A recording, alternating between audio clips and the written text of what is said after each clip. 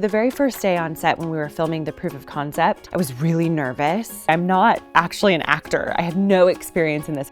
They were on set asking all these mental health questions, and I had this moment of, wait a minute, I know the answer to those. I know the answer to that. I'm a very anxious person, and so like having Dr. Erin in the background to kind of talk through those things. I've learned a few breathing techniques while I'm on set. How are we today? My name is Dr. Erin. I'm a licensed clinical psychologist, one of the writers of the show, the science part of it. What we really looked for was what was going to feel relevant to the most people while being a little bit unique. We want it to be fun and engaging while also grounded in fact and science. Having Dr. Erin on the show and her and I being able to connect, we found the recipe for success that we could accomplish both at the same time. So much of that comes from Dr. Erin, who has a really, really light approach to mental health, which can get really, really heavy. But she's saying, let's have fun with it. Let's not take ourselves too seriously. So we get to really bring some humor and some light and some normalcy and casualness to conversations about mental health while still being evidence-based.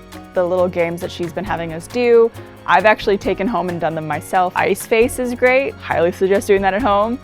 That was, I think, the trickiest part was the skills that we taught. We wanted them to be something that people at home could do without it being direct mental health care. 1 out of every 4 people every single year experience a mental affliction. Working on your mental health isn't just reserved for weak or sick or crazy people. That's ridiculous. It's for everybody.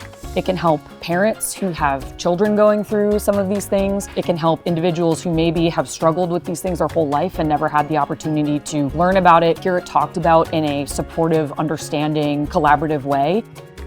That's the power, right? Is that in even just filming it, we had people talking about it and then they were talking to people about it. So we had this ripple effect of conversation and of taking care of yourselves and taking care of others in a really scientific, evidence-based way. She has this great aura and presence about her where you're like, oh, she really, really does care. And I think that's going to come across people watching at home. Please support this show. That has potential to cause really important change.